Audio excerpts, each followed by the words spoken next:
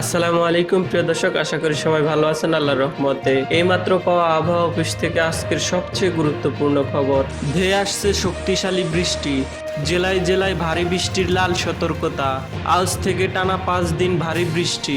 এছাড়াও আগামী 24 ঘন্টায় দেশের বিভিন্ন জেলায় ধেয়ে আসছে বিক্ষিপ্ত বজ্রসহ ঝড় বৃষ্টি, এমনটাই জানাচ্ছে আবহাওয়া অধিদপ্তর। আজও আগামীকাল কোন কোন জেলার আবহাওয়া কেমন থাকতে পারে এই বিষয়ে কি বলছে আবহাওয়ার রিপোর্টে জানিয়ে দিব সম্পূর্ণ বিস্তারিত ভিডিওতে, সঙ্গেই থাকুন। আর আপনি আমাদের ভিডিওটি কোন জেলা থেকে দেখছেন অবশ্যই কমেন্ট করে জানিয়ে দিবেন। আর সবার আগে আবহাওয়ার সঠিক খবর পেতে আমাদের চ্যানেলটি সাবস্ক্রাইব করে রাখুন। এবার জেনে নিন এক নজরে। আবহাওয়ার পূর্বাভাসে বলা হয়েছে, মৌসুমী বায়ু দেশের উপর মোটামুটি সক্রিয় এবং উত্তর বঙ্গোপসাগরে মাঝারি অবস্থায় রয়েছে। এর ফলে দেশের বিভিন্ন স্থানে বজ্র বৃষ্টি সহ বৃষ্টি ও ভারী বৃষ্টি হতে পারে। এতে করে সিলেট ও চট্টগ্রাম বিভাগের কিছু কিছু জায়গায় সাময়িক বন্যা পরিস্থিতি সৃষ্টি হতে পারে।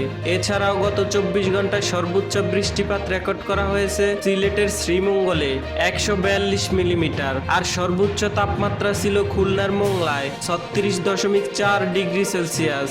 এদিকে আবহাওয়ার আরেক সতর্কবার্তায় বলা হয়েছে, এখন থেকে পরবর্তী 24 ঘন্টার মধ্যে ঢাকা, ফরিদপুর, গোপালগঞ্জ, মুন্সিগঞ্জ, গাজীপুর, সাভার, নারায়ণগঞ্জ, মাদারীপুর, সিলেট, সুনামগঞ্জ, জগন্নাথপুর, বালাগঞ্জ, মৌলভীবাজার, হবিগঞ্জ, কিশোরগঞ্জ, নেত্রকোনা, শেরপুর, জামালপুর, টাঙ্গাইল, সিরাজগঞ্জ, নরসিংদী, ব্রাহ্মণবাড়িয়া, মানিকগঞ্জ, পঞ্চগড়, ঠাকুরগাঁও, নীলফামারী, লালমনিরহাট, দিনাজপুর, রংপুর, কুড়িগ্রাম, গাইবান্ধা, জয়পুরহাট, বগুড়া, নওগাঁ, যশোর, নড়াইল, নোয়াখালী, ফেনী, কুমিল্লা, খাগড়াছড়ি, রাঙামাটি, চট্টগ্রাম, বান্দরবান, কক্সবাজার, ভোলা, বরিশাল, পটুয়াখালী, ঝালকাঠি, পিরোজপুর, বাগেরহাট, খুলনা, সাতক্ষীরা ও এর পার্শ্ববর্তী অঞ্চল সহ রংপুর, ময়মনসিংহ, সিলেট, ঢাকা, বরিশাল ও চট্টগ্রাম বিভাগের সকল জেলায় মাঝারি ধরনের বজ্র বৃষ্টি সহ ভারী বৃষ্টিপাত হতে পারে। এছাড়াও রাজশাহী ও খুলনা বিভাগের কিছু কিছু জায়গায় স্বল্পস্থায়ী কিছু বৃষ্টিপাত হতে পারে। এবারে বন্যার খবর। রংপুর বিভাগের তিস্তা, ধরলা ও দুধকুমার নদী সমূহের পানি সমতল হ্রাস পাচ্ছে